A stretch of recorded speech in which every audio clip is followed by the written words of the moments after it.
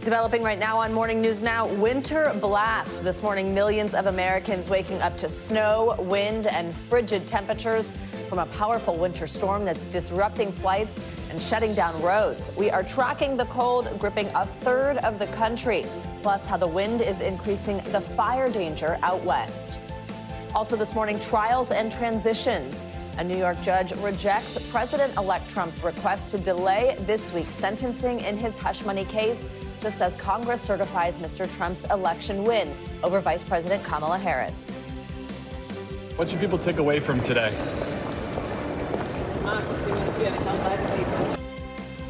And the president-elect looking to block the release of the special counsel's final report in the classified documents case.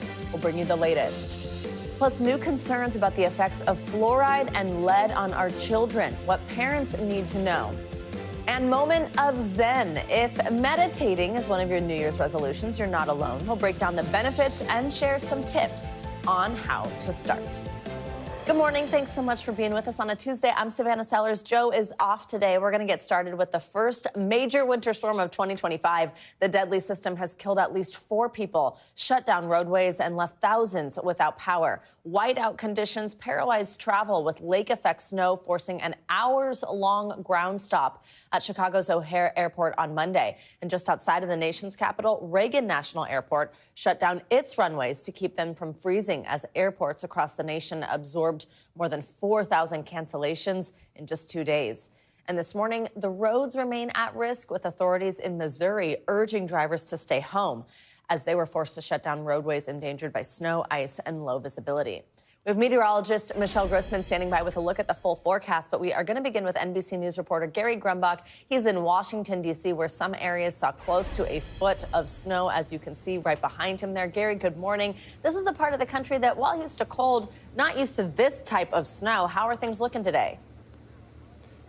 Hey there, good morning, Savannah. That's right. Yeah, Washingtonians haven't seen this kind of snow in almost a decade. The federal government is closed for a second day today. Most schools in the area are closed for a second day today. And the roads are actually looking pretty good. People have heeded the advice of officials to stay off the roads, let the folks in the snowplows do their jobs. And they have good reason to get this done quickly and get the roads in D.C. clear quickly. Jimmy Carter's body will be arriving today to lie in state at the U.S. Capitol. He'll be arriving at the funeral on Thursday, so they need to get these roads clear for the hundreds and hundreds of officials that are coming from around the country and really around the world for this big national special security event in D.C. So that's the roads. The airports, though, are a very different story. As you mentioned, DCA shut down last night for several hours so that folks could clear the runways and clear it both of snow and of the potential ice that could develop overnight. But looking this morning, they already have more than 20% of their flights scheduled for today canceled. So we'll see how that progresses throughout the day, Savannah. This was a massive storm with winter weather alerts covering at 1.62 million people from Illinois all the way to New Jersey. Well, now a second winter storm is headed your way. Talk about the larger impact. How are officials preparing for this coming system while it still looks like that right behind you? Yeah, there's a little too early for specifics on exactly how much snowfall may come out of this second system. Expected perhaps from Texas all the way to the mid-Atlantic, perhaps on Saturday, it seems like. But the problem here is that this week is going to be very cold in the mid-Atlantic. It's not going to melt at all around here. It's going to be under freezing from today through Saturday night. So we can expect the snow here to stick around and the ice to be a problem on the roads as well. Gary, I do want to switch gears here, ask you about something not near you, but I know you're covering it all for us this morning. Out west, the National Weather Service says a life-threatening windstorm in Southern California is creating an extreme fire danger. Tell us about that. Yeah, we've got fire on one side of the country, snow on the other side of the country. Out west, the Santa Ana winds are expected to really pick up today and through the rest of the week. That's that offshore wind that comes into the Los Angeles area. And officials from the National Weather Service are calling this life-threatening. They're saying to stay indoors, stay away from windows, because it's been incredibly dry, as I'm sure you know, Savannah, for being out there. It's incredibly dry out there during what is supposed to be their rainy season. And so they're worried that the winds could pick up and brush fires could really expand in places that are very much not used to these types of winds. Savannah? All right, Gary Grumbach, please go get warm. Thank you so much. We appreciate it.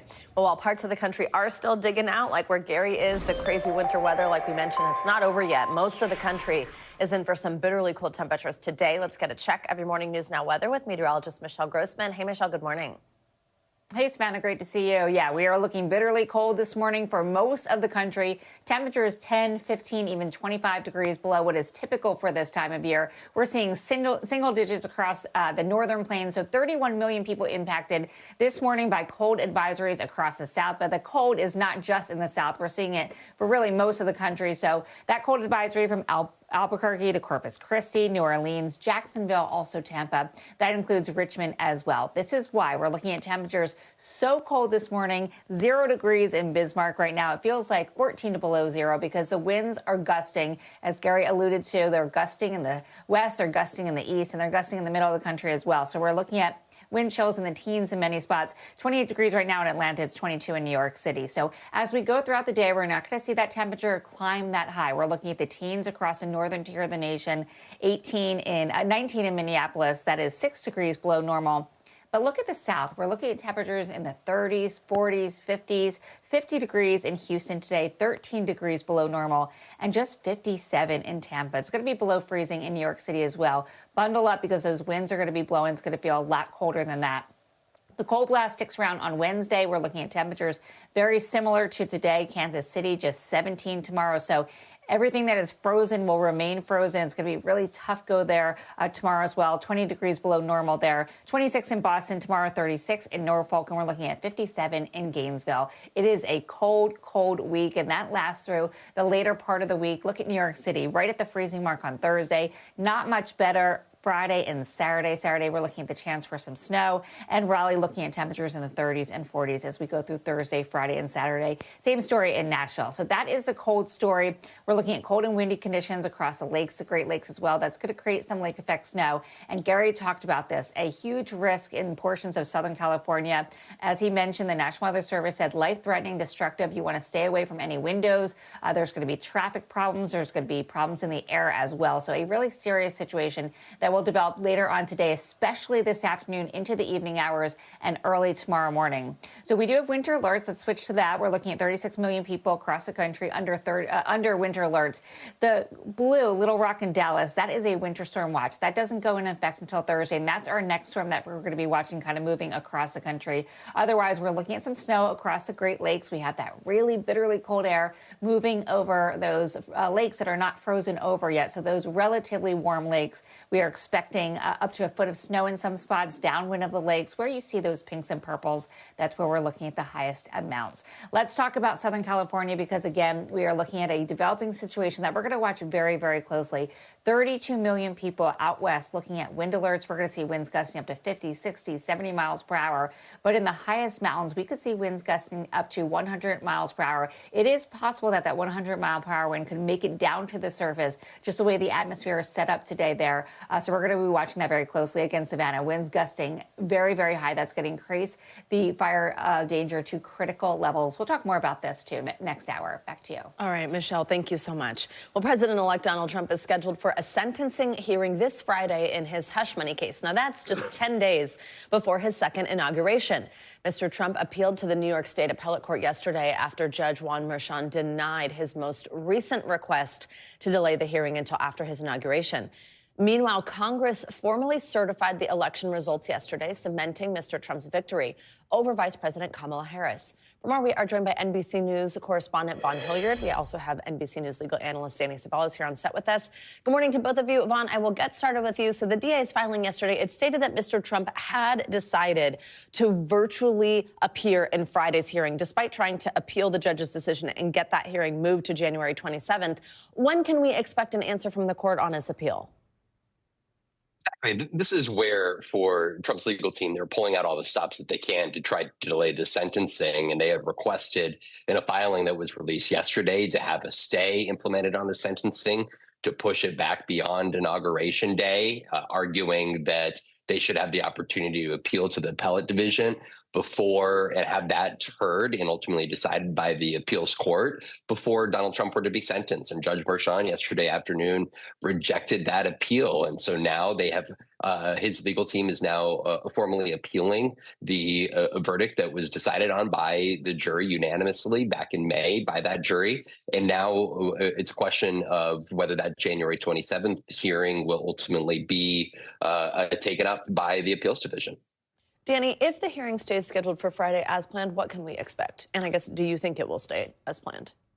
It may. I mean, we're in really uncharted territory here because there's really never been another defendant who had the issue of presidential immunity, not only sitting president immunity, but official acts immunity, things he did in the past, as an issue to raise on appeal. And the Supreme Court did suggest that when it comes to issues of immunity, that they should be resolved pre-trial. We're in a weird situation here because the trial happened, then the immunity decision came down, and now they're arguing essentially this should go back to, we should consider this still pre-trial, essentially, and deal with immunity all the way up the appellate courts. That's why the sentencing should be stayed. I don't expect Merchan is going to be that receptive to the argument, but they have an argument, and there is some support for the idea that immunity needs to be resolved before the trial case is over. Vaughn, I do want to ask you about one other thing. NBC News has learned that Mr. Trump is working to block the release of special counsel Jack Smith's final report. It addressed the election interference case. It also addressed the Florida classified documents case. Viewers probably remember both of those cases have been dismissed, but what do we need to know here about this report? Right. This is special counsel Jack Smith's office. And folks may recall when Robert Mueller investigated the Russian collusion back during Trump's first administration. And then there was also the Durham report, which went into an investigation that was prompted by Donald Trump's DOJ to look at the roots of that very investigation. Both of those men, Durham and Mueller, released their own reports upon winding down their special counsel's office. And yeah, it didn't amount to specific charges. That's not what this document, this report was, but it wrapped up and laid out what they found based off of their investigation and ultimately sought to have it publicly released. And that is what Jack Smith is now seeking to do here before Inauguration Day. But Trump's attorneys, as well as the attorneys of co-defendants down in the Florida classified documents case, are seeking to block it. The lawyers for the co-defendants down in Florida are arguing that the case was already thrown out against Donald Trump. And so therefore, effectively, a report should not be released. And instead, it should be up to Donald Trump's Department of Justice to determine whether that report is ultimately released. That letter went to Merrick Garland, the current attorney general. Danny, expand on that a little bit. Explain the Trump team's argument to us and then tell us, what do you think? Is this report released or blocked? Yeah, this is so fascinating because the argument is an interesting one. It's that because Jack Smith's special counsel status was deemed by this same court to be unconstitutional, therefore his submitting of this final report is also inappropriate because he's just some private citizen. And after all, and I'm just giving the Trump argument, the DOJ withdrew its appeal at the appellate court of that decision by Judge Cannon. In other words, they're not even contesting Cannon's decision that Jack Smith was unlawfully or unconstitutionally appointed. So therefore, the argument goes, how can they release a special report if he's not special counsel? He's just a private citizen. And the regulations require that it be submitted to DOJ, but then Merrick Garland does have some discretion in whether or not to release the report. So they may not have an argument directly on legal point. After all, how could you? Who could have anticipated a situation like this? But in spirit, the Trump team does have a point here. Where do you think this goes then? Released or blocked? I think eventually one way or another it gets released. And I think that goes to the amount of discretion that Merrick Garland has.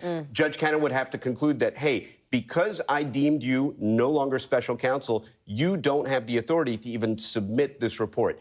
It could go either way. Danny Cevallos and Vaughn Hilliard, thank you both very much, covering a lot there for us. Well, the White House announced on Monday that President Biden is using his authority to ban offshore oil and gas drilling along long stretches of the U.S. coastline. The decision will protect 625 million acres of ocean along America's coasts, including in the Atlantic and the Gulf of Mexico, areas that, of course, have been of interest to oil companies. Well, the ban adds to Biden's climate legacy, but with less than 2 weeks left in office, what happens to it in the face of President-elect Trump's promises to expand drilling? NBC News senior White House correspondent Gabe Gutierrez joins us from the White House with more on this. Gabe, great to see you. So how does Biden first have the power to do this, and then walk us through what it does mean for the environment, the economy, the implications? Sure, Savannah. Good morning. Look, President Biden has the authority to do this, the White House says, because of a 70-year-old Outer Continental Shelf Lands Act, basically allowing the President of the United States to ban offshore drilling. And as you said, it would affect about 625 million acres of land, offshore land, in the Atlantic and Pacific Oceans, as well as the eastern Gulf of Mexico and also the Bering Sea off the coast of Alaska. However, Savannah, this ban is being seen as largely symbolic. Why? Because a lot of this land that President Biden banned drilling in yesterday, it's actually not as much of interest to oil companies as the western Gulf of Mexico. That's where the large percentage of offshore drilling actually happens. So this is being viewed as largely symbolic. Still, the president releasing a statement yesterday saying that this is something that, he wants to do, that this is, we don't need to choose between protecting the environment and growing our economy, that those are false choices. And he's trying to cement his climate change legacy at this point, Savannah. Gabe, President-elect Trump has said he plans to increase oil and gas production in an effort to boost the economy and also to cut fuel prices. Have we heard from him on this news? Oh, yes, we have. And as you can imagine, he does not, did not like the news. He is promising to, quote, unban the ban. And the president-elect says that things will change when he's in office. Still, he might face some legal hurdles for that. The White House believes that this ban will stand up to legal challenges because back during the first Trump administration, the president then tried to reverse some of the bans that President Obama had put in place. And actually, the administration found out that it could not do so, that it was struck down by the courts. We'll see how this plays out this time, but in order to reverse this, it may be Congress that needs to step in. Now, granted, Republicans control Congress, but still a lot of questions about whether legally Republicans will be able to reverse this, Savannah. All right, Gabe Gutierrez, we appreciate your reporting. Thank you so much. Well, President Biden and the First Lady were in New Orleans Monday meeting with the families of the 14 victims of that deadly New Year's Eve attack. This comes amid more concerns about safety in the French Quarter as law enforcement officials reveal new details about the attacker. NBC News correspondent Jesse Kirsch has the latest. President Biden and the First Lady in New Orleans visiting the growing memorial on Bourbon Street as his administration promises more federal resources to protect the city. The White House saying next month's Mardi Gras celebrations will now have support comparable to the Super Bowl. I've directed my team to make every resource available to federal, state, and local law enforcement to complete this investigation quickly and do whatever else we can. The announcement comes as NBC News has learned from the company that makes the new bollard barriers being installed on Bourbon Street ahead of the Super Bowl that they're only guaranteed to stop cars going a maximum of 10 miles per hour. Some experts say that's not nearly enough. They, hit the gas instead of the brake and they roll into the bollard. That's what that's designed for.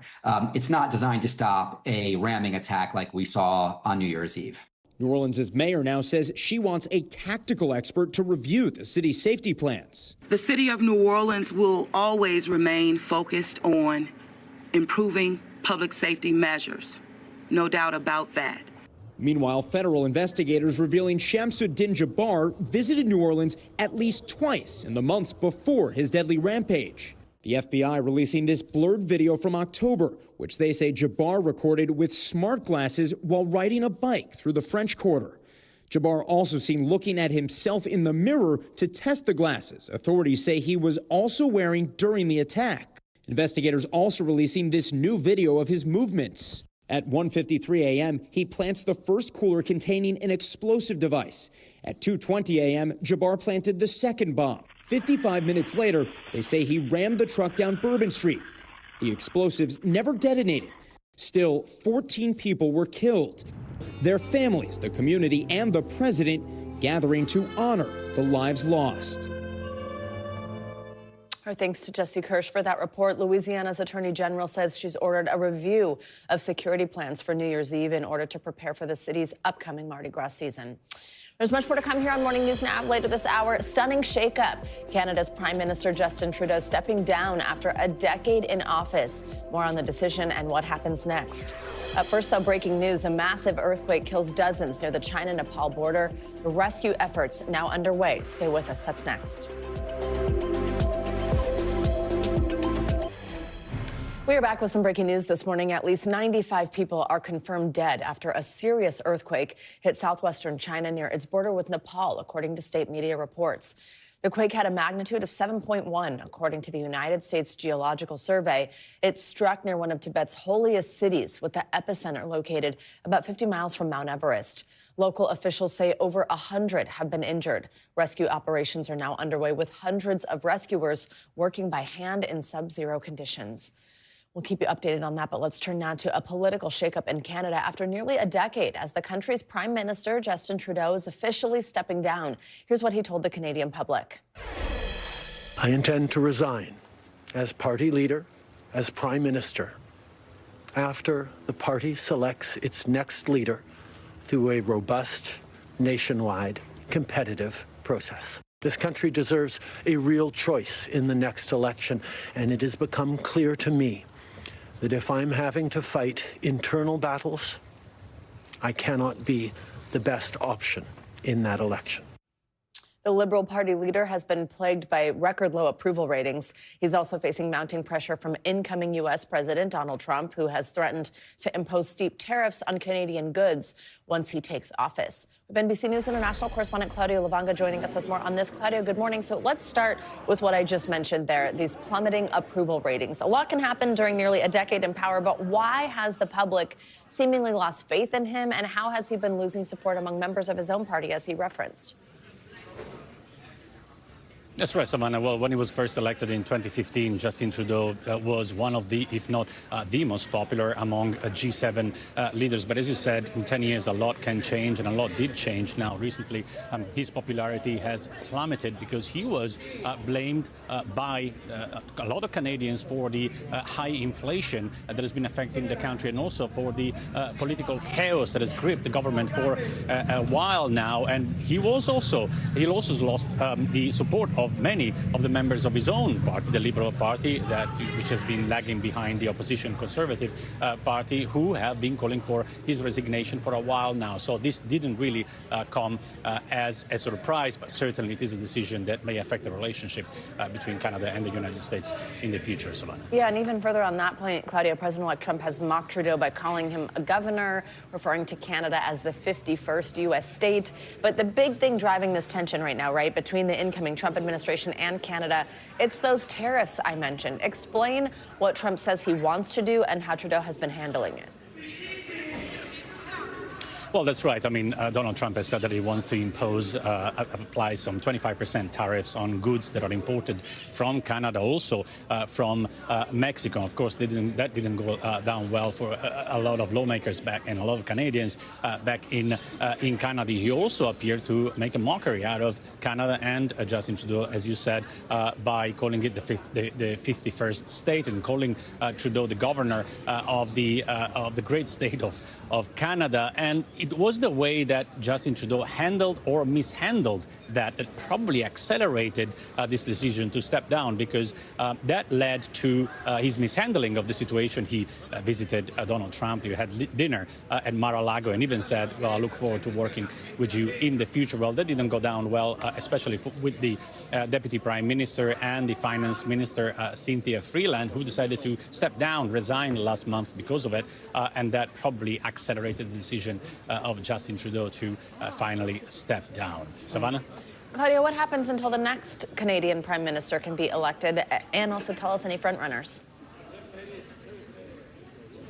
Well, the elections are scheduled for this October. There are the front runners who are the one that I just mentioned, Cynthia Freeland, who was a deputy prime minister and acting finance minister before she resigned last month. Also, other front runners are the current finance minister, Dominique LeBlanc, and also the current foreign affairs minister. Her name is Melanie Joly. Back to you, Savannah. All right, Claudio, thank you very much. Well, events honoring the life of former President Jimmy Carter continue later today as his casket travels from Georgia to Washington, D.C. Following several days of memorial events in his hometown of Plains, Georgia, today lawmakers and the public will have a chance to say their final farewell to the 39th president of the United States. Carter will lie in state in the Capitol Rotunda ahead of a national funeral set for Thursday, which President Biden has declared a national day of mourning. NBC News correspondent Priya Sridhar, she joins us now from the Carter Center in Atlanta. Priya, good morning. So there'll be several opportunities for the public to say goodbye to President Carter this week in Washington. Tell us about those events and what the scene is expected to look like in terms of like how long people might have to wait in those lines and what they should factor into planning. That's right, Savannah. Well, the public visitation just wrapped up here in Atlanta. And if this was any indication of what things might look like in Washington, D.C., I can tell you that almost 16,000 people over the course of the last 3 days have come to pay their respects to the late president. So you can imagine, or expect, I should say, that perhaps thousands of people will be doing the same thing in Washington, D.C. His remains, as you mentioned, will be leaving the Carter Center for the last time at around 11 a.m. and head to Dobbins Air Reserve Base, where the Carter family will be there at around noon. At that point, it'll be wheels up to Andrews Air Force Base in Maryland, and there will be another motorcade processional, which will pause momentarily at the Navy Memorial. At that point, his remains were supposed to be transferred over to a horse-drawn carriage and then brought to the Capitol Rotunda, where there will be another ceremony with lawmakers. The visitation for the public was scheduled to open up this evening at 7 p.m., but we are hearing that there's going to be a little bit of a delay, and it's likely going to be opening up to the public at 8 p.m. due to the weather. But of course, you should go to the Capitol Visitor Center's website for any updates on that. I can tell you that there was pretty heavy security here, as you can imagine, all of the days of the visitation, and you weren't allowed to bring any purses or bags inside. You were really only allowed to carry in your cell phone and your keys. So it's likely going to be a similar story over in Washington, D.C., Savannah. And Priya, mourners in his rural town of Plains, Georgia, as you're just mentioning now, they said their final farewells to President Carter. He was born in Plains, lived there for most of his life. Just tell us some of the things that you heard from people who were there to pay their respects. What impression did he leave on his neighbors? Yeah, that's right, Savannah. Well, it's really been a beautiful couple of days of services and tributes to the late president. His final journey here to Atlanta actually began on Saturday morning, and former and current Secret Service agents from the Carter Protective Division escorted his remains to his boyhood farm in Plains. We've heard so much about that over the last week. He, of course, was born and raised on a peanut farm with no electricity and no running water. So he came from very humble beginnings and, of course, made it all the way to the White House. So I can tell you that here in Georgia, there's a sense that people feel so proud that he was the first and only president to come from the state and make it, of course, to Washington, D.C. And people were just lining the roads of that motorcade processional that made its way here to Atlanta with a brief stop at the Georgia Capitol, where, of course, he served as governor. And I actually got a chance to sit down with his grandson yesterday evening, Jason Carter, who talked to me a little bit about some of his fondest memories of his grandfather. Take a listen. My son, who's now 18, when he was about 8, he had a Little League baseball game, and my grandfather happened to be in Atlanta that day and came out and just sat in the bleachers with us and watched his great-grandson, play first base. And, the rest of the community was, of course, flabbergasted that Jimmy Carter had shown up at this game because it was totally unannounced. But he was such a down-to-earth, regular guy, like he was with us all the time, that I think it really made an impact on them and just reminded us of what a good guy he was. And I have to say, Savannah, that's really what seems to be resonating with so many of the people who have decided to come out here to pay their respects, despite the fact, of course, that he served as president and governor and in the state senate and then did so much amazing humanitarian work around the world. It was really that piece of it, the fact that he was down to earth and humble, that really seems to resonate with people, Savannah. Absolutely, Priya. We mentioned the national funeral. It takes place Thursday in Washington. What details do we have at this point? Who's slated to speak?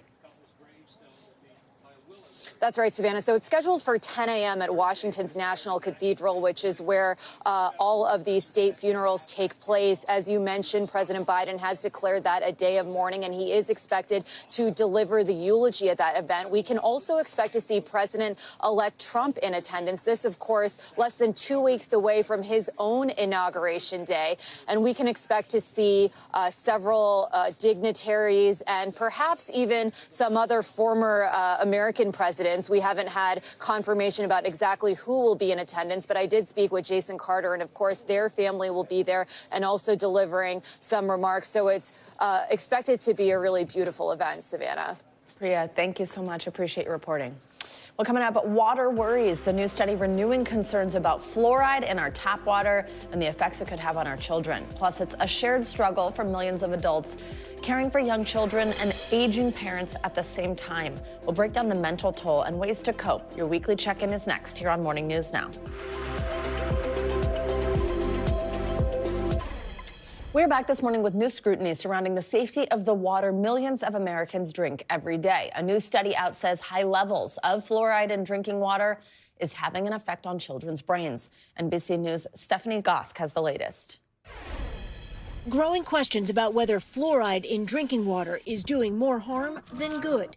A report published in JAMA Pediatrics concludes there is a statistically significant association between higher fluoride exposure and lower IQ scores in children. The study, funded by the National Institutes of Health, analyzed existing research conducted outside the United States. The lead author telling NBC News there is concern that pregnant women and children are getting fluoride from many sources, including drinking water, and that their total fluoride exposure is too high.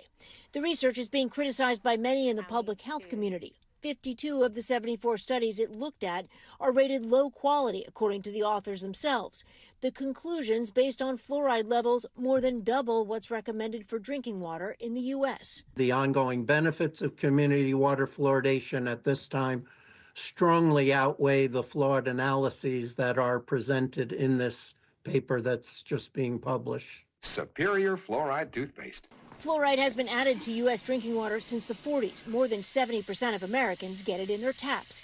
The CDC, American Dental Association, and American Academy of Pediatrics support fluoridating water, citing studies it reduces tooth decay by 25%. Cavities can obviously cause pain and suffering. People can get very bad infections. Also, many people miss time from school, from work. The issue is getting growing attention because of new research and recent public comments by RFK Jr., Donald Trump's choice to lead HHS, who wrote on social media, the Trump White House will advise all U.S. water systems to remove fluoride from public water. In an editorial in JAMA Pediatrics, Dr. Bruce Lamphere says the study shows it is time to reassess fluoride in drinking water. The conclusions are sufficient to raise serious questions about fluoride's toxicity to the developing brain. That means we need to pause. We need to give ourselves a chance to look at this evidence fresh. There is research being conducted in the United States by scientists at the UNC Chapel Hill. They are looking at babies 6 months old and younger, some that consume fluoride in their water, some who do not, and they're going to follow them for 4 years to see what develops. Back to you. Stephanie, thank you so much. Well, now let's bring in NBC News medical contributor Dr. Kavita Patel for more on this study and some other health headlines. Dr. Patel, good morning. This has really become a talker. I think kind of politically, I've seen a lot of stuff about fluoride on TikTok, so a lot of people are getting this information. This particular study, it focused on the impact that high fluoride exposure can have on pregnant women and children. What do you think about this? How concerned should people be about drinking public tap water? And what do we need to know and put in context about fluoride?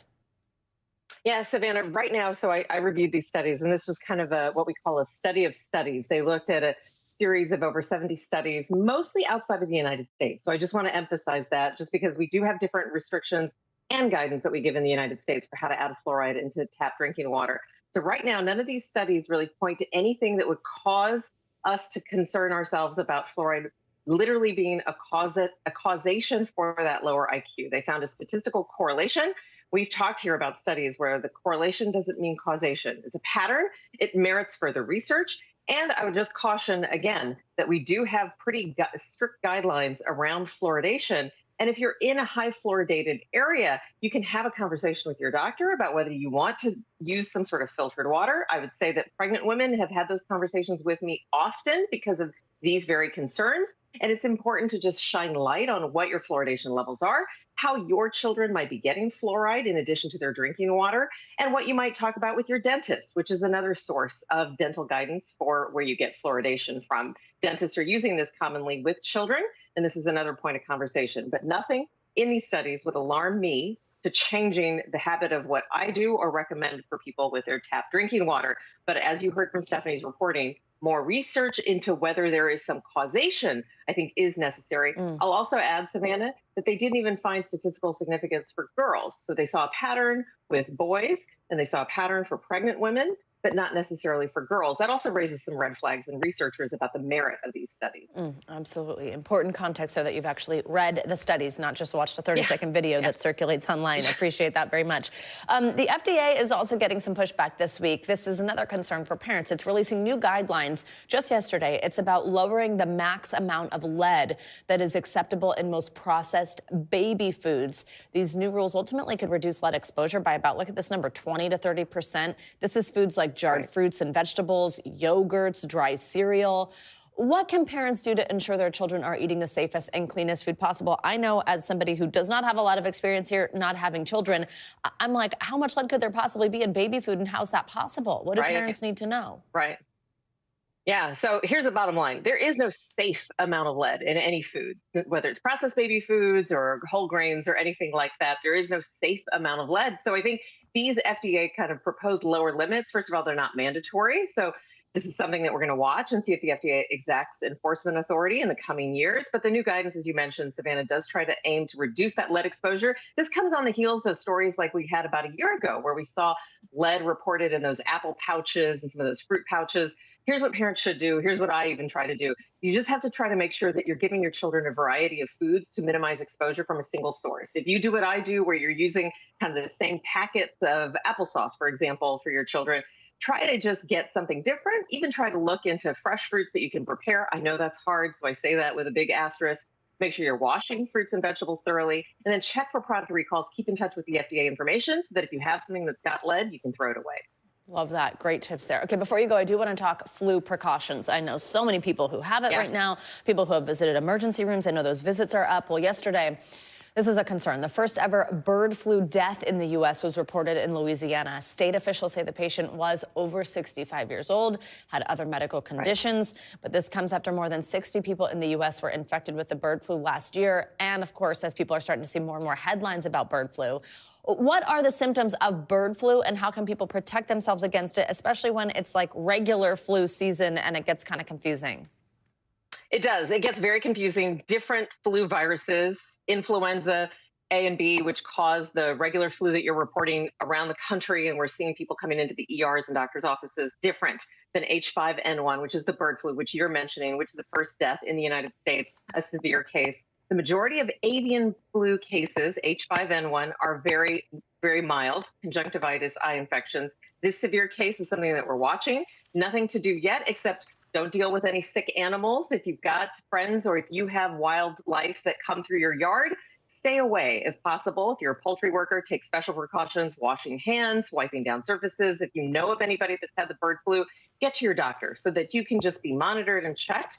But in general, for the public, it's a very low risk. Dr. Kavita Patel, we appreciate you as always. Good to see you. Well, now it's time for our weekly mental health check-in. There's a new study about the big impact of caring for both children and parents at the same time. Plus, if you have starting meditation on your list of New Year's resolutions, we'll tell you the best way to go about it. I know it can be tough. I've tried it. I'm terrible at it. Psychotherapist Dr. Robbie Ludwig joins us now for more on this. Dr. Ludwig, always great to see you. Thank you for being here. So let's start with this study first. So-called sandwich careers in their 30s and 40s who have to look after both their kids and their parents. I mean, that's a lot for any one person. Sandwich carers, excuse me, not careers. What are some things carers can do to try and take care of themselves if you're in that position? An extraordinarily stressful place to be when you're caring for a parent and caring for a child, and it doesn't leave a lot of space for self-care or even taking care of the minimum daily needs that you have for yourself. So I would say the first thing to do is to be aware that you need to deliberately take a little moment to be good to yourself. Well, whether it means taking a walk so that you're getting some exercise and getting out in the sun, especially during the winter months. Make sure you have a support network in place. Sometimes they have caregiver support groups, or maybe it's a trusted friend or a doctor where you can talk about the challenges that you're facing and see what resources are available. There are many people in this situation. You don't have to go through it alone. Let's talk about a trial that looks at a new type of treatment. This is really something for severe depression, even when other methods have failed. This is called nerve stimulation therapy. How does it work? Is it something that could or should be available to everyone? Yeah, this is a very impressive intervention for people who have treatment-resistant depression. And what they found is when you stimulate the vagus nerve, it can be tremendously helpful for those who have been debilitated by depression, improving their quality of life, enhancing their ability to complete daily tasks, and alleviate depressive symptoms. Having said that, it's very expensive, and also to understand that there's a process involved. It's not immediate. It does take time, but really impressive stuff. So there is treatment out there for those who don't respond to medication in the ways that they were hoping to. Absolutely. Dr. Ludwig, again, your connection is a little shoddy here, but we do just want to ask, especially because I said I'm terrible at it. I'd love some tips. Quickly tell us what we should know if we want to try meditation. The first thing is don't get perfectionistic about it. Start small, even if it's for a minute of observing your breathing and getting into a comfortable space and observing your thoughts. I think we make it too big for ourselves, and then we eliminate it from our daily routine. Absolutely. There are some tips there. Start small. You got to sit comfortably. I like that one. You got to be comfortable in order to do it, and focusing on your breath. Dr. Robbie Ludwig, thank you very much. We appreciate you joining us this morning. Happy New Year. Coming up, from the slopes to the picket lines. When we come back, we'll bring you the latest on a strike that's crippling a world-famous ski town. This is Morning News Now.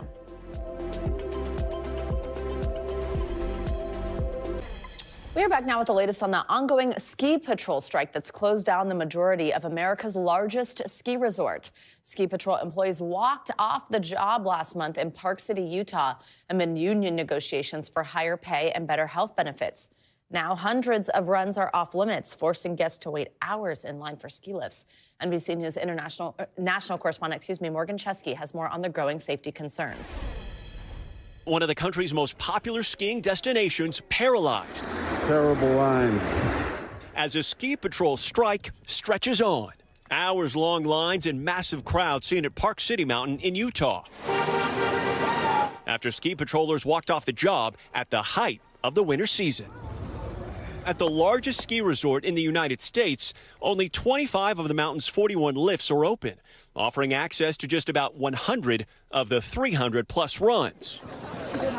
Many guests infuriated, with lift tickets running about $288 a day. We had everything packed up, ready to go. We flew out to Salt Lake. We got to the resort, and that's when we found out there's a strike happening. Peter Nystrom says he spent more than $20,000 to take his Minnesota family skiing out west as a special Christmas present. But instead of finding open skies and fresh powder, he says they got long 2 to 3 hour lines and packed runs. You kind of had to laugh about it and say, oh my gosh, we're here in one of the best mountains in the country, waiting 3 hours in line. This is ridiculous. Pay your employees. The Park City Professional Ski Patrollers Association, which represents more than 200 patrollers and mountain safety personnel, went on strike against Vail Resorts on December 27th after months of bargaining. Now they're asking for a $2 increase in hourly pay and better health benefits. It's a mountain town, and like all mountain towns, really many places nowadays, it's extremely expensive to live here. And so we would just like to see the company acknowledge that and pay people so they can afford to be a part of this community. In a statement online, Park City pushing back, saying the union's wage demands average $7 per patroller. Adding patrol wages have already increased more than 50% over the last 4 seasons. But as the stalemate continues, those images of massive crowds sparking concern for ski patrollers, who are the first responders on the slopes. They also do important avalanche control and plenty of mountain safety work. Guests who've been talking to us while we're on the picket line or have been writing to us, they say that lift lines are inexorbitantly long and that people who have been injured are waiting a long time to get that medical first response. At Vail Resorts, our mission is to provide guests with an experience of a lifetime. Vail Resorts, a $6.7 billion company, owns destinations like Beaver Creek, Keystone, and Whistler. The company now relying on ski patrol managers to keep Park City operating, the union says. And they're also bringing in patrollers from their other properties to keep some runs open. You kind of need to be familiar with the terrain to do a good job. And so I'm sure all the people who are being sent out here are qualified, but they're not familiar with this area. Park City's COO saying in a statement, safety is our top priority, and we're opening the lifts and terrain so we can open safely each day. Peter, however, telling us the conditions he faced were unsettling. Our youngest son is 5.5 years old. So as we were skiing down the mountain, for the few runs we were actually able to get in because of the conditions, we had to literally kind of create a box around him so other people weren't running into him. Park City Day 2. Now, many skiers and snowboarders wondering if the two sides will come to an agreement before the snow melts this spring. Morgan Chesky, NBC News. Let's get you more financial headlines now. Thousands of dock workers are meeting today to try to hammer out a deal on a new labor contract for them. CNBC's Silvana Henao joins us with that and other news. Silvana, good morning. Hey, Savannah, good morning to you. Yeah, so contract talks between about 45,000 dock workers at ports on the East and the Gulf Coast are set to resume today. The Longshoremen's Union wants to drop past concessions on automation or the use of semi-automated cranes to load and unload containers from ships, arguing they pose a threat to jobs. Now, the port operators claim those cranes are actually crucial to remaining competitive. If the sides don't reach a deal by January 15th, workers at container ports from Maine to Texas could go on strike. Meta Platforms adding UFC CEO Dana White to its board. It's the latest signal the company is trying to make inroads with the incoming Trump administration. White is a close friend of President-elect Trump. Meta CEO Mark Zuckerberg has developed a relationship with White in recent years as his interest has grown in mixed martial arts. Meta recently donated $1 million to Trump's inaugural fund. And Toyota wants to go to infinity and beyond. The automaker will invest in a Japanese startup called Interstellar Technologies to support mass production of its rockets. The announcement follows a speech by Toyota's chairman at the Consumer Electronics Show in Las Vegas. He says the future of mobility shouldn't just be limited to the Earth. Toyota is also building a lunar rover for NASA that can carry astronauts on the moon's surface, Savannah. All right, Silvana, very cool. Thank you so much. Yeah. Well, coming up, proof that there is no place like home. After the break, the Hollywood-style ending for one of the most famous pieces of movie memorabilia. So click your heels together 3 times. Morning News Now. We'll be right back.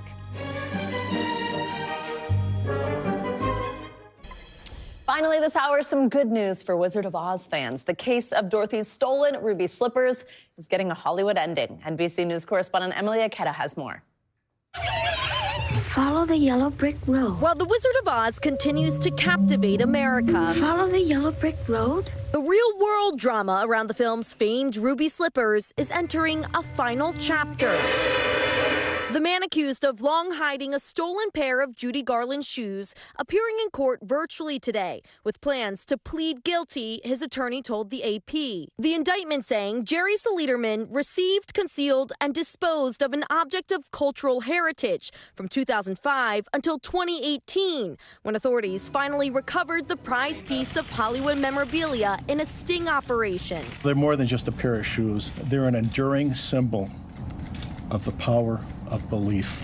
Another man already pleaded guilty to the initial step of breaking in and snagging the shoes that were on loan to the Judy Garland Museum in Grand Rapids, Minnesota. This is the door that was breached. We met John Kelch there last year as the museum was raising money to try to win the slippers in an upcoming auction. But in December, the shoes shocked the world. $7 million. Far exceeding their original value thanks to an anonymous buyer. $28 million for the most iconic piece of memorabilia. As this pair's long journey to a new home comes to an end. There's no place like home. Emily Ikeda, NBC News. How cool is that? That's going to do it for this hour of Morning News Now, but the news continues right now.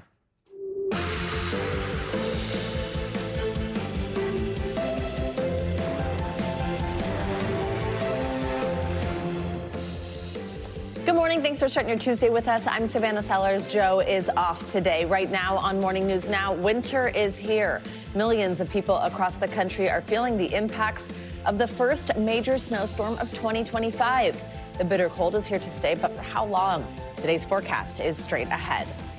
Declaration: Congress certifies President-elect Trump's election victory during a roll call lasting less than an hour.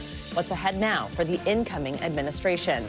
This comes as the Trump legal team attempts to block the release of the special counsel's report on his election interference case, while a judge has denied Mr. Trump's request to delay sentencing in his hush money case. The latest on the president-elect's legal woes. More expensive. It's arguably the most important meal of the day, but grabbing breakfast is becoming more costly. We'll show you how you can still eat your favorite foods without breaking the bank.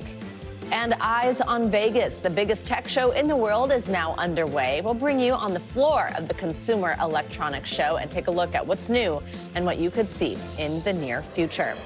Well, this morning, that supercharged winter storm is finally loosening its grip after causing chaos on the roads and in the skies and leaving thousands without power. But there are promising signs today that things could begin to normalize. NBC News correspondent Sam Brock joins us from Washington, D.C. with the latest. First, there was the snow, which, as you can see all around me, is absolutely beautiful. But now the wicked wind chills and the plunging temperatures. Kids out of class again for a second straight day here for D.C. area schools. You also have all eyes on the nation's airports, especially DCA, which had to shut down its runways to prevent them from freezing last night. Still, amidst all of the inconveniences, there was still joy for people and pandas after the biggest snowstorm in years. This morning, an Arctic blast after an early winter storm. Now millions of Americans waking up to freezing temperatures and bone-chilling winds. Mother Nature's winning. Including in D.C. after almost a foot of snow blanketed the area. Snowplows here are still working overtime, and multiple states are preparing for freezing roads. Stay safe, to let us do as much work possible, to let us clear as many roads. After snow piled up in the Midwest amid dangerous conditions for drivers. This police dash cam video in Ohio capturing the moment a speeding car smacked into a tow truck responding to a call, luckily avoiding two people standing near the truck. As treacherous conditions partly to blame for at least 4 weather-related deaths and whiteout conditions snarling travel. Lake effect snow forcing an hours-long ground stop at Chicago's O'Hare Airport Monday as the nation absorbed more than 4,000 cancellations in 2 days. Some travelers finally leaving Kansas City's MCI Airport after waiting through this security line. This is my third chance to try to get out. While here in D.C., this is the most at one time that I've ever seen since living here. Residents and visitors in the nation's capital trying to make their way through the snow. Some playing in the traditional snowball fight. Others even cross-country skiing through the National Mall. Was it supposed to be a day off or because of the weather? Because of the weather. The city representing the world's power capital. Powerless against these harsh winter conditions. But some new residents, the giant pandas at the National Zoo, reveling in their first American winter wonderland. The pandas, as cute as they are not going to be available to the public today. The National Zoo is closed because of the weather. In fact, all Smithsonian area museums are closed because of the weather. As for about 3,000 miles from where I'm standing on the West Coast, you have Los Angeles and Ventura counties that are looking at a red flag warning today. Hurricane-strength wind gusts as they're an elevated risk of fire. In D.C., Sam Brock, NBC News. Back to you. All right, Sam, thank you so much. Well, let's get a closer look at what to expect after this winter storm with your Morning News Now weather meteorologist Michelle Grossman is with us. Hey, Michelle, good morning. Hey, Savannah, great to see you. And we have some big weather headlines today, as Sam kind of alluded to. Fire and ice across the country, fire in Southwest California. And we're looking at some really cold temperatures for most of us, below normal, 25 degrees below normal. Even down to the south, we're looking at frigid temperatures. Lake effect snow machine, that is turning up once again because those winds are going across that lake. Let's start, though, in Southwest California with that fire threat, because this is a developing situation and will be really tough later on this afternoon into tomorrow morning. The National Weather Service are using words like life-threatening, destructive windstorm. 32 million people out west are looking at these wind alerts. We could see winds gusting up to 50, 60, 70, 80 miles per hour, and in the highest mountains up to 100 miles per hour. The National Weather Service is also saying it's possible that those winds on the mountaintops will make their way down to the surface, so we need to be aware of that. They're telling people to, just take precautions as we head throughout these morning hours, these really early morning hours, because we'll see it peak later on this evening. We could see power outages, downed trees, slow traffic, airport delays, and then, of course, that increased fire danger. And that's going to increase to critical levels. So this is a very serious situation. Here's a look at some of those peak wind gusts as we go through Wednesday, mentioning 50, 60, 70 miles per hour. But again, 100 miles per hour is not out of the question. That could break windows and certainly bring down those trees and power lines. The strong Santa Ana winds will really pick up as we go into Wednesday. Where you see the red, that is a critical fire risk. So we're talking about Santa Clarita, just north of Los Angeles, Riverside, Temecula, and then tomorrow we're going to increase it even more. So kind of focusing on that extreme risk. That's very, very dangerous. Where you see that pink outline, it's a little hatch there with Glendale, Santa Clarita once again on Wednesday. And then we'll see those winds slacken a bit later on tomorrow. But we have a good 24 hours where we're going to see these critical fire danger risks. Let's talk about the cold, because that's another part of the story. We have winds gusting all across the country in the south, portions of the Great Lakes that will kind of bring up those snow bands. And then we're looking at wind chills. Wind chills really cold for this time of year. It's going to feel like 14 below zero in miles, or it's 14 degrees below what is average for this time of year, but also looking at 14 below zero, feeling like that now in Miles City. Minneapolis, 19 degrees at 6 degrees below what is typical for this time of year. New Orleans, we're looking at 48 degrees, and Tampa, 57. Same story tomorrow. We're going to keep that cold blast in place. This is not budging. We're looking at that climate connection where things move very, very slowly, and that's what's happening over the next several days. Midland, 33 tomorrow. That's 23 degrees below what is typical for this time of year. Just 26 in Boston, 36 in Norfolk, 45 in Jackson. And we're looking at temperatures in the 50s and 60s in places in the southeast. As we go throughout Thursday, Friday, Saturday, notice that we are still bitterly cold. Columbus, Ohio, looking at temperatures only in the 20s. These are high temperatures, not low temperatures. So temperatures on Thursday and Friday and right near 22 degrees, 20 on Saturday. Still really cold Savannah in New York City. We're looking at the freezing mark on Thursday, and not much better Friday and Saturday. And keep in mind, we are looking at the possibility of a snowstorm in New York City too on Saturday. So more to come on that, but we are just bitterly cold right now, and that's going to stay in place for the next few days. We sure are. Getting up and out of the house this morning was a little rough. Michelle, thanks so much. Well, the 2024 election results are now official after Congress voted to certify the vote tally in a joint session presided over by Vice President Kamala Harris. The process opens the door to Donald Trump's inauguration and his attempt to usher in an ambitious agenda. NBC News Capitol Hill correspondent Ryan Nobles is live with us from Washington with a preview. Hey, Ryan, good morning. Savannah, good morning. It took almost 15 hours to certify Joe Biden's electoral victory in 2021. In 2025, the process to certify Donald Trump's win took less than 40 minutes. Democrats did their part to allow the peaceful transfer of power, with a very clear reminder of how different things were 4 years ago. Vice President Kamala Harris, just a few months removed from her loss in the 2024 election, presiding over a joint session of Congress, humbly shepherding the process to officially certify the win of her former political rival. Democrats going to great pains to show they believe the will of the voters, and accepting defeat is part of demonstrating the power of the democratic process. America's democracy is only as strong as our willingness to fight for it. The largely ceremonial proceeding, a stark difference from the violence and chaos of 4 years ago, where 140 officers were hurt. The president-elect has called the events of January 6, 2021, a day of love, and has promised pardons for some of the convicted rioters.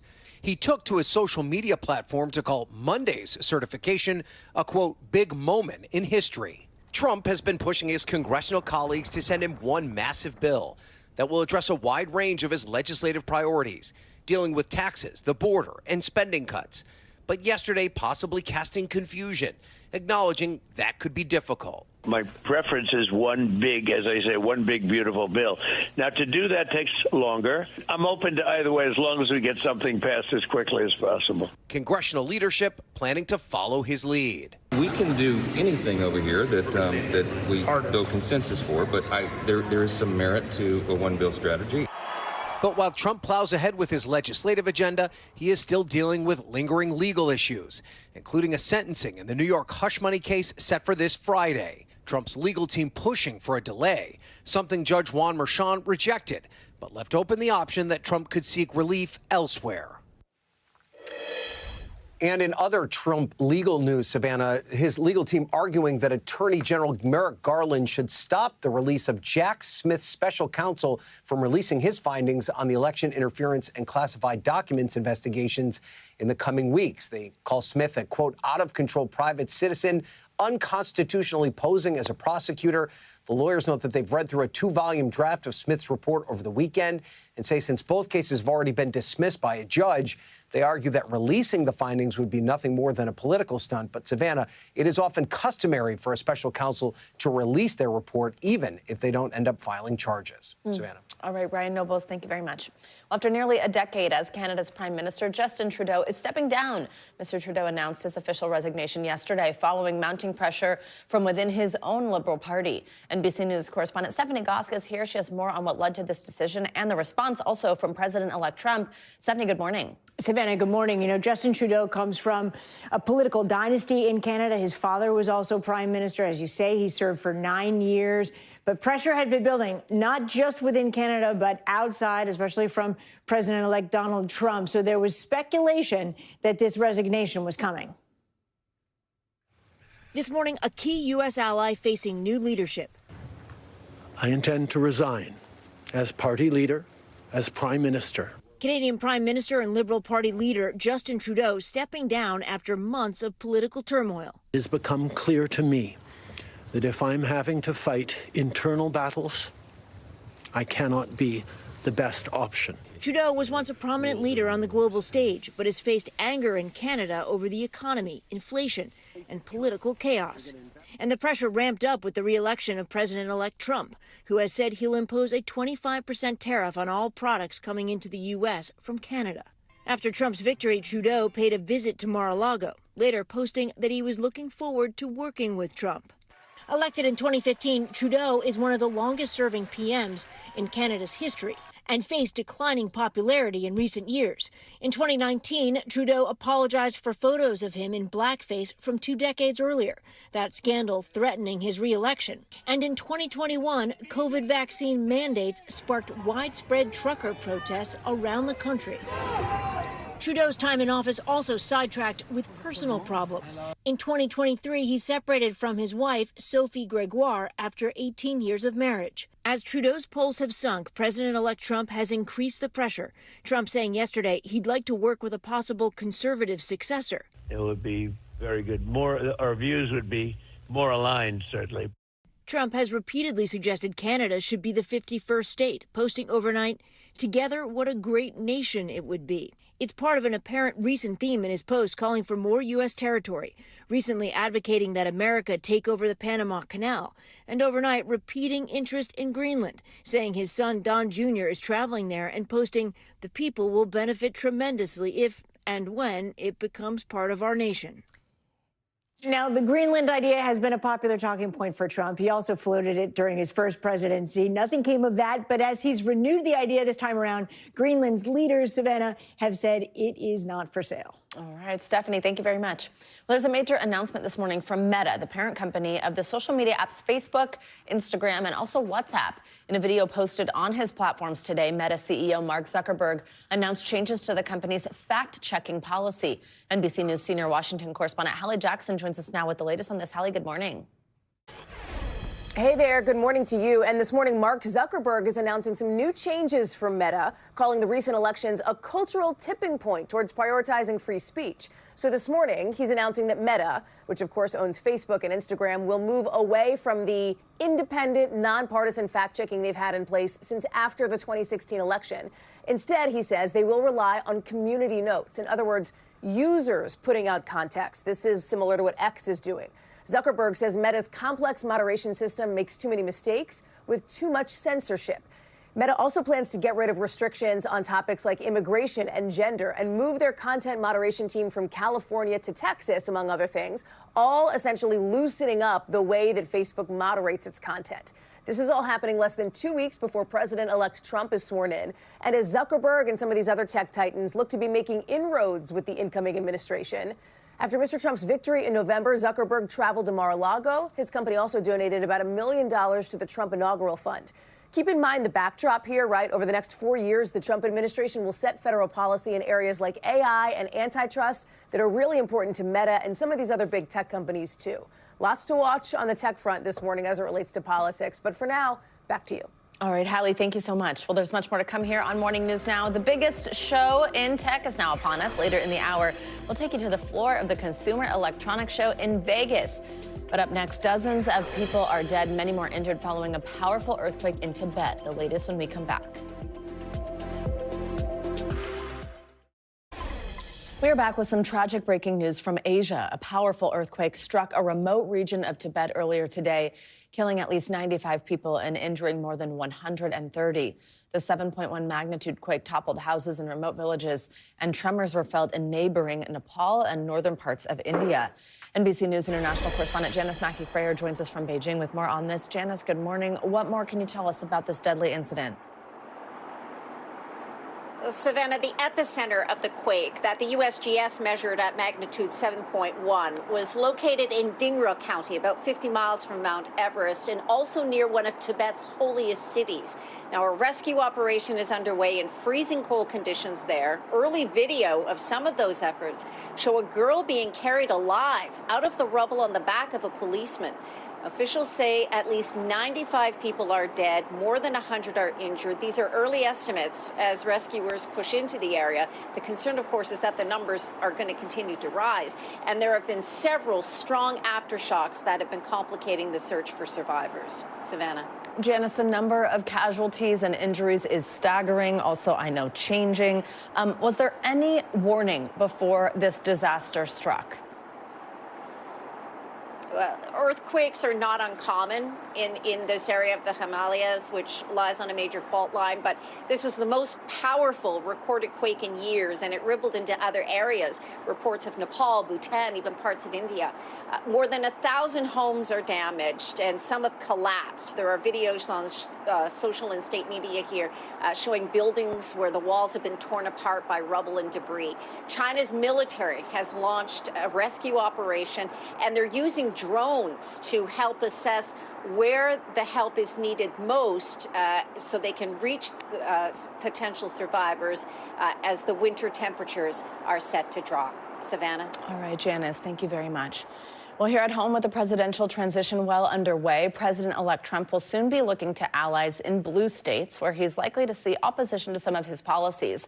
One of those people is a Southern California sheriff who has been very open about what his plans are in the coming weeks and months. NBC's David Noriega has the story. So all of the items on this wall had something to do with me being the sheriff and where I was. He is one of the most MAGA sheriffs around. How are you feeling about Donald Trump winning the election? I feel very good about him winning the election. But he's where you'd least expect him, in urban Southern California, right next to LA. The overwhelming support that we have from our community is like no other. Overseeing one of the biggest and most well-funded sheriff's departments in the nation, welcome. Riverside County Sheriff Chad Bianco is at odds with his very blue state. This overwhelmingly Democrat agenda with a governor that leads it, it is complete anti-public safety. It is 100% pro-criminal. The ultimate end game is just to destroy the public's confidence in law enforcement. There has to be an agenda. They're doing this on purpose. There's a lot of red, white, and blue out there. I love it. In the incoming Trump administration's inevitable war with California, Bianco will be one of the president's greatest allies. And the political winds are blowing in his direction. While Riverside County voted for the Democrat in each of the last 3 presidential elections, last year it flipped to Trump, along with 9 other California counties. The whole public safety thing, the whole homeless, the theft, and the crime and the border stuff, combined with the economy, I think people were they were done. Sheriff Bianco was first elected in 2018. He famously vowed not to enforce lockdown mandates early in the COVID-19 pandemic. These closures and stay-at-home orders are flat out ridiculous. He claimed to have arrested a 3rd would-be Trump assassin outside a rally in Coachella in October. I probably did have deputies that prevented the 3rd assassination attempt. Only to backtrack on that claim. 10 years ago, Bianco was a member of the Oath Keepers, a far-right militia, something he acknowledges today. And he endorses the so-called sovereign sheriffs, another far-right movement that pits sheriffs against federal and state officials. Democrats in Sacramento, as you see it, are consciously and deliberately undermining public safety. Completely. For what purpose? So if you eliminate all local law enforcement and you control the law enforcement, then you can implement those final stages of socialism or communism. Sure. Facing the prospect of Sheriff Bianco under a reinvigorated Trump, civil rights advocates in Riverside are nervous. I think just this overall sense that law enforcement should be able to act with impunity, right? That's one of the lead messages of MAGA world. Perhaps the top concern for advocates is immigration. A majority of Riverside County's nearly 2.5 million residents are Hispanic, and more than 20% are foreign-born. In a place like this, Trump's promised mass deportations will require help from local law enforcement. But in California, a law known as SB 54 prevents local police from cooperating with ICE, except in the case of certain serious crimes. Bianco says he wants to find ways to work around SB 54 to help deport immigrants who wind up in his jails. Would you be willing to assist the Trump administration in some kind of mass deportation program? No, not of regular people. Of criminals, 100%. But proponents of sanctuary policies say the line between criminals and regular people is not so easy to draw. It is so easy to get into the criminal legal system in the United States and in California that anybody could be that person at any time. As advocates push for stronger state-level protections for undocumented immigrants, come January 20th, Bianco will be pushing to get them out. You can't convince me that I shouldn't cooperate with ICE to get them deported. Coming up, the most important meal of the day has become more expensive. Next, we'll tell you the breakfast items that are costing you more and tell you how you can save. You're watching Morning News Now.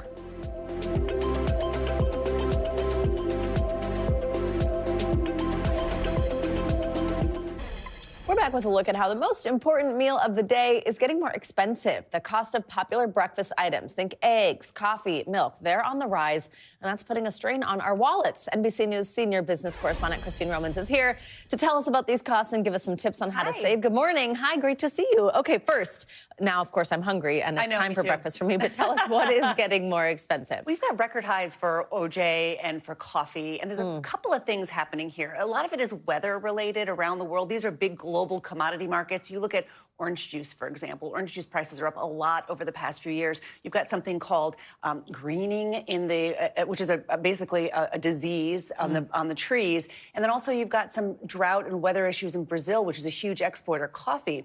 Look at coffee, up 11%. Wow. That's ground coffee. That's the kind of stuff you buy at the grocery store. Milk up 5%. Eggs, we've been talking about bird flu.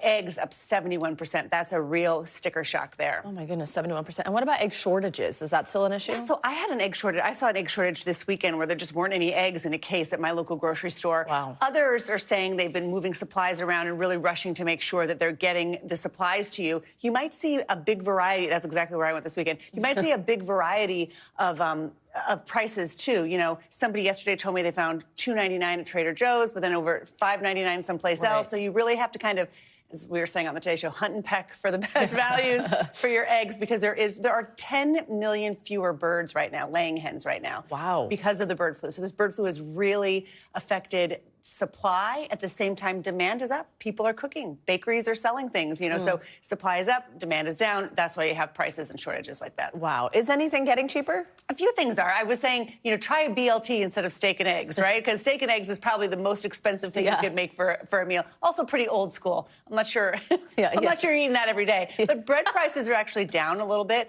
Yogurt prices are down. Bacon is down. So, you know, swap out the BLT maybe, you know, on white toast, and it might be cheaper than having, you know, eggs and you know, steak sausage. and eggs, yeah, wow. What about other ways that we can save? So today, the McValue menu launches for McDonald's, and there's a morning breakfast deal on that one. So you buy one, add one thing for $1 on certain items. IHOP has a morning deal. Dunkin' has a $5 meal deal that's coffee and 2 of these sandwiches. My point in showing you this is that the consumer is sick and tired of high prices. And in some of these commodities I showed you, there are really high prices and shortages. So these fast food restaurants really know that they have got to, you know, roll up a good deal to get you to come in there. So you'll see more good deals this spring. Just like last year, the summer of value turned in the, you know, fall of savings. Now it's a whole, it's value is here to stay. Yeah, we love that. All right, Christine, thank you so much. Well, now for a heartwarming family reunion, a Chicago bakery owner had her fair share of regulars over the years, but little did she know one of them was her long-lost son. NBC News' Laura Jarrett has her story. Hey there, have you ever walked in a room and something just felt familiar? Maybe it was the music or a smell or the sound of someone's laughter, something that just felt like home. Well, I went back to my hometown of Chicago and I met 2 people who were about to show you it is never too late to make a connection you thought was lost and find your way back home. Our house was the cookie house. Their connection started over sweets. It was the lemon bar and chocolate chip cookies.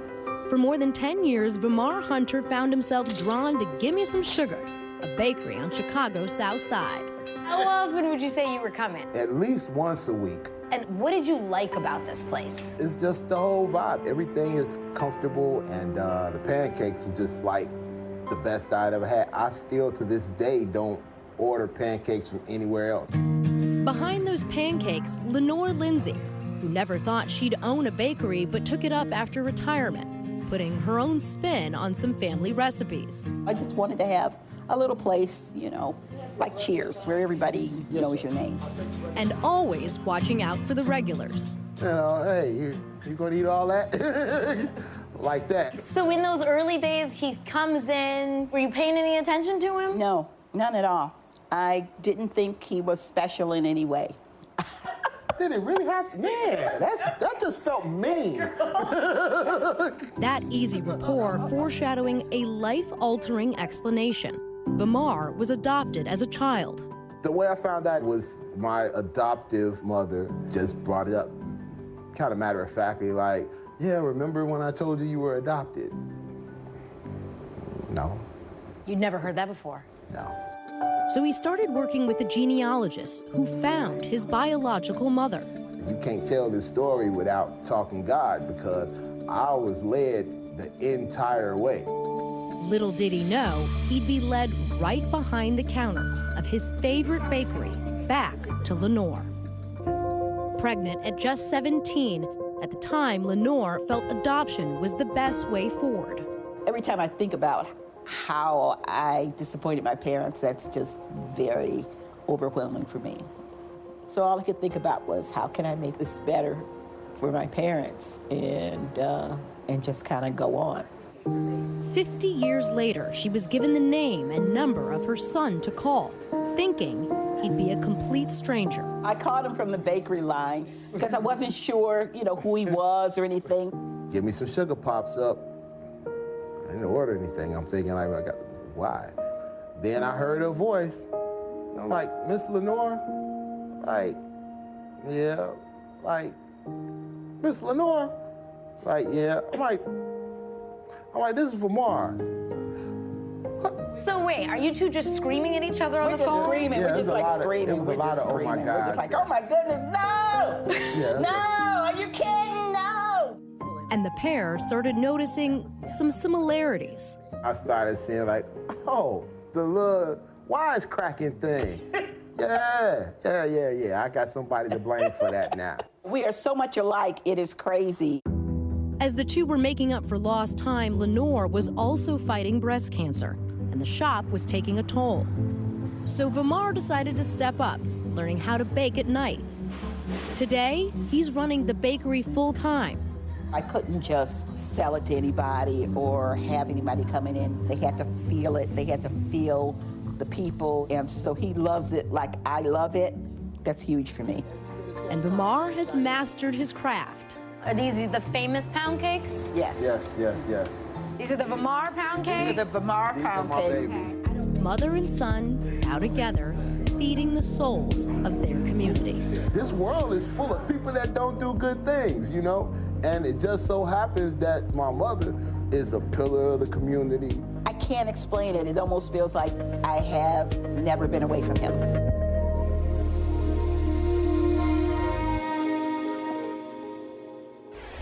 Vamar and Lenore help this bakery keeps expanding so they can eventually ship to you, ship nationally. And in the meantime, they say the response from their community has been so overwhelming. Customers have been coming in just to tell them how much their story has moved them. Back to you. Oh, my goodness. Just amazing. Laura, thank you so much.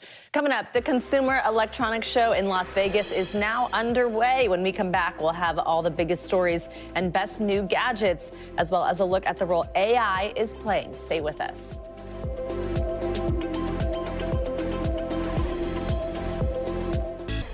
We are back now with a stalemate on the slopes. A strike by ski patrol workers has led to long lines and shuttered runs at one of the country's largest ski resorts. NBC News correspondent Liz Kreutz has more on the work stoppage, which comes right at the height of ski season.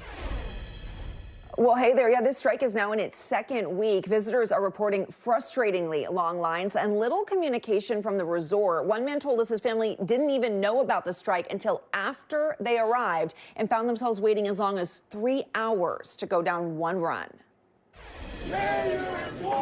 Long lift lines, fewer runs, and frustrated skiers have been the norm in Park City, Utah since the ski patrol went on strike just after Christmas. Peter Nystrom and his family traveled from Minnesota to the popular resort area just before New Year's to find the ski version of gridlock. Do you feel duped? Completely duped. He says no one told them about the potential strike even after they checked into lodging owned by the resort.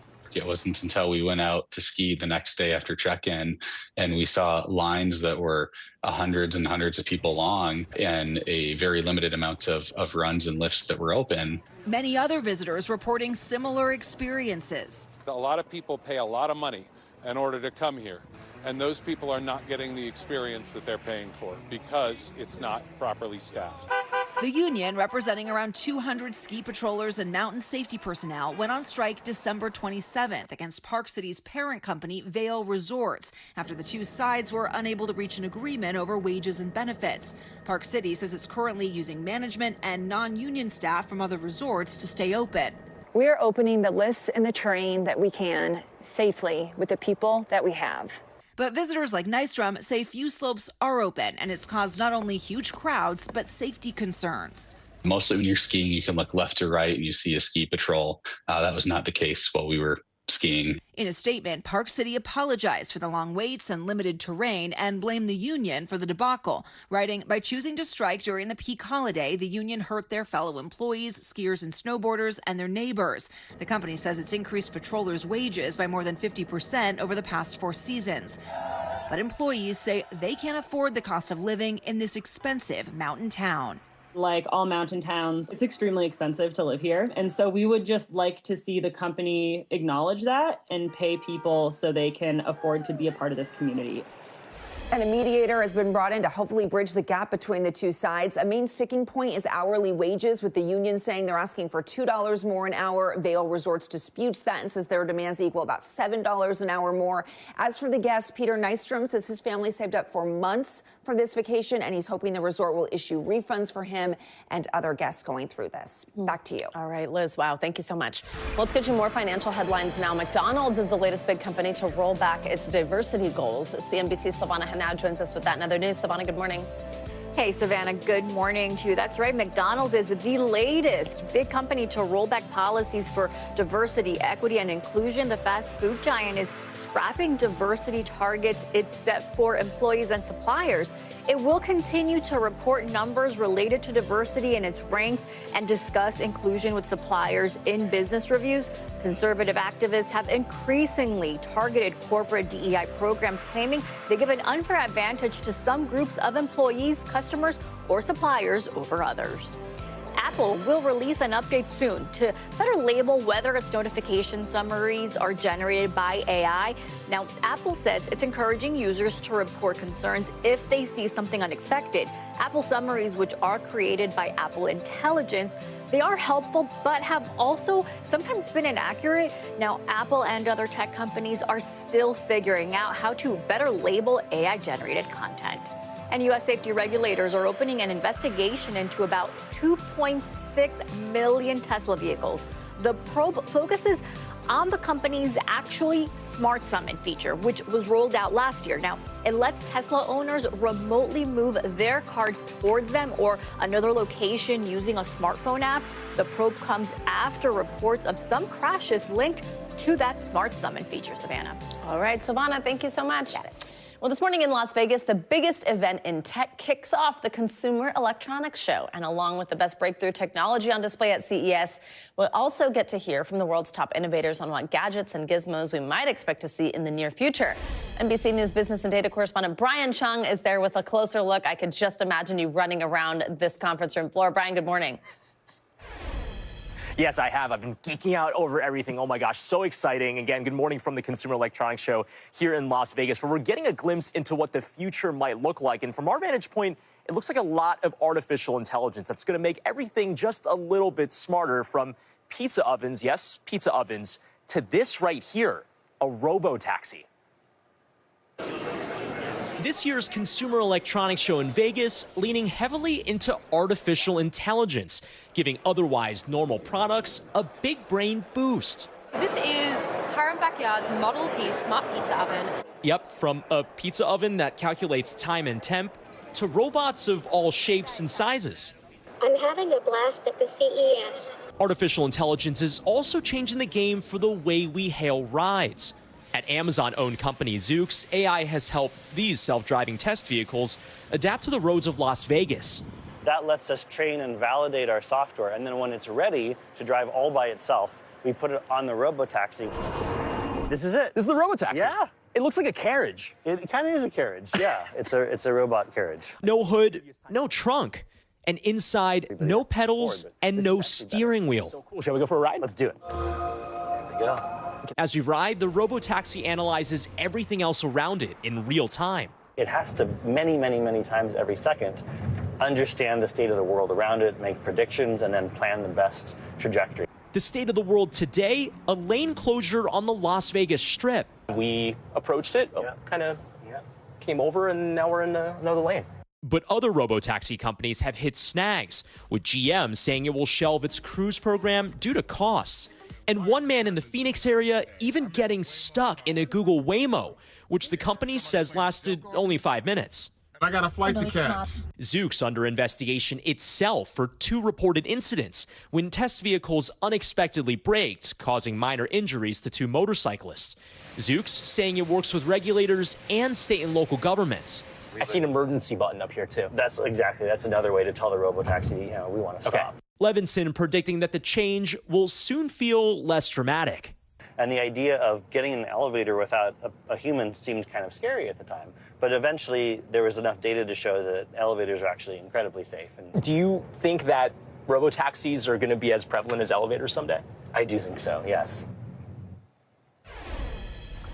And, you know, from inside here, it is pretty weird to make direct eye contact with the person that's sitting across from you. But nonetheless, it is still cool in here. You can actually even put on party jams as you're going to your bachelorette or maybe bachelor party down on the Las Vegas Strip. But look, when I step out of this thing, it really feels like you're coming out of the carriage from, like, Cinderella. It's really cool. And by the way, Zook says that these public rides will be ready in these vehicles in San Francisco and Las Vegas later on this year. So the future, it's here already right now, Savannah. Yeah, wow, Brian, great question about the elevator. Just fascinating to see, especially if you've never been in one. Thank you so much. Appreciate it. Well, let's stay on this. For more on what to look out for the event, we are now joined by Grace Venus-Escafi, who is a communications specialist at CES. Grace, good morning. Thanks so much for joining us. So I know at least 100,000 people are expected to attend this over the course of the convention. But for those of us who are not there, tell us a little bit more. Brian showed us some, but what breakthrough technology and trends are you most excited about? Well, CES is back, and we are so excited to be here. We're seeing a lot of incredible trends. In addition to some of the incredible auto innovations like Brian was just showing us, we have a lot to see and to share in digital health. In fact, digital health is now at the Venetian, and we have an entire digital health summit. So it's a show within the show. And I'm also really, really excited to see the innovations in energy, sustainability, and other technology, just making the world a better place. And what about speakers? Who will we hear from and the other events that you have? I know it's not just about, you know, the trade room floor. What else is happening this week? Yeah, we have some incredible keynotes happening. Delta at Sphere tomorrow, we're very excited about it. Or tonight, Jensen Huang kicked us off with the NVIDIA keynote last night, and it was an absolute success at Michelob Ultra Arena at Mandalay Bay. And as far as a couple just fun little celebrity guests, my cousins are very excited that will.i.am is coming to the show. Carly Kloss is going to be speaking at our Great Minds sessions, and so many more speakers in our over 300 conference sessions throughout the week. There you go. will.i.am gets the people excited. I love it. What sort of AI innovations can we expect to see at CES? I know how this has been a theme for quite a few years now, but where are we at right now?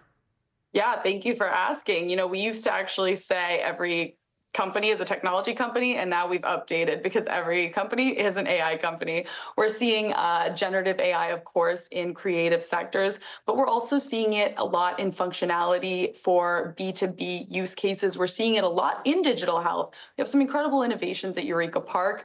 Last year at the Dutch Pavilion, for example, we saw a company that was able to use AI to analyze patient data to be able to monitor and assess risk of infection after surgeries to help better attend the patients and help with post-care.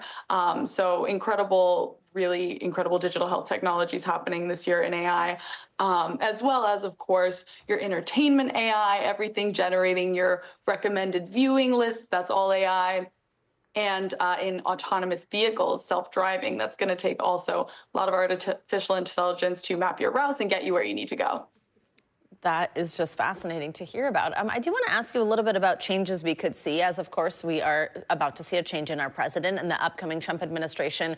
They've said they want to introduce tariffs on imports, which could impact, of course, the prices of some tech products, things that we need to import. What are people in the industry saying about that?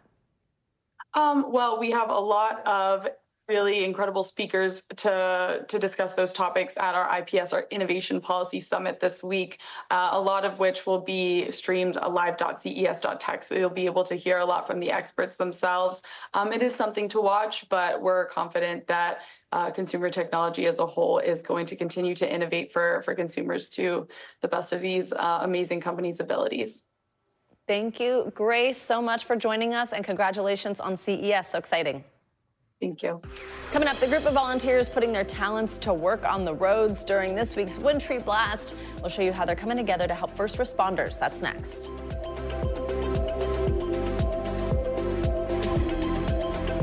Welcome back. A group of Good Samaritans in Missouri is volunteering to brave the ice and snow and help first responders get to work this winter. Reporter Fernanda Silva from our NBC affiliate in Kansas City has the story. It was a stressful night for Dalal Abdugadir. After her Saturday shift as a nurse, her drive home was hectic. I was driving on the road and my car slid. I couldn't even sleep, thinking about how I'm going to go to work. Her stress was alleviated with the help of KC Off-Road. It says 16 minutes, but it's probably going to be more like 20, 30. Go back that way? Yeah, go back straight then. Okay. The group volunteers their time and their 4x4s on snowy days. I mean, we need them. We need police officers. We need EMTs. We need nurses. They can't get around. We have four-wheel drive. We have Jeeps. We play around in this on a weekend. So we'll be willing to take them back and forth if we need. As soon as 2 inches of snow hit the ground, the KC Off-Road Snow Squad hits the road. You're right off of 29 North, right? Where your work's at? You can go this way, Smithville. Roads that can be tricky, but can also bring a sense of fulfillment. At least for me, it makes me feel nice and happy because we're able to help out somebody that might not be as fortunate. I have to go. I have a patient I take care of, and I know they need me, so I have to go. A full circle situation for Delau, receiving help to help others. But thank you very much. Appreciate it. All right, thanks to Fernanda Silva for that report. Well, in Washington, the winter weather brought out a little extra fun. Reporter Joseph Olmo from our affiliate station in D.C. took part in a snow day tradition, a massive snowball fight.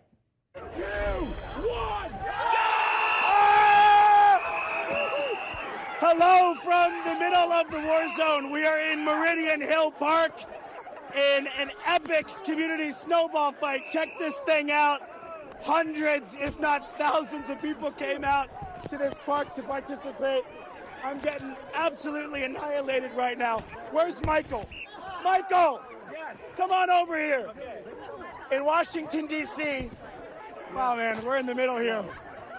Michael, it's a war zone. No. It is a war zone. We're in the war zone. Yeah.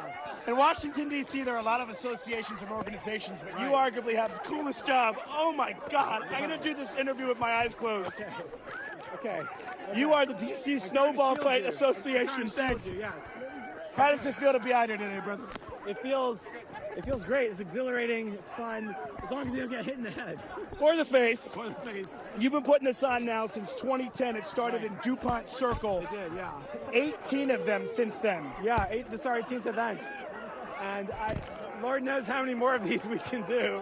But it never gets old. In every year and every generation, people will rise up to mobilize snowball fights. It's an absolutely beautiful thing, sir. Yes. Michael Lippin, who started this thing 10 years ago in DuPont Circle. Yeah. It's fun, but I don't even know what to say. Back to you guys.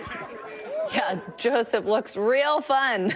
That was hilarious. Thank you so much. Hopefully Joseph Olmo from our DC affiliate is nice and warm now. Thanks, Joseph. That's going to do it for this hour of Morning News Now, but don't go anywhere. The news continues right now. Thanks for watching. Stay updated about breaking news and top stories on the NBC News app or follow us on social media.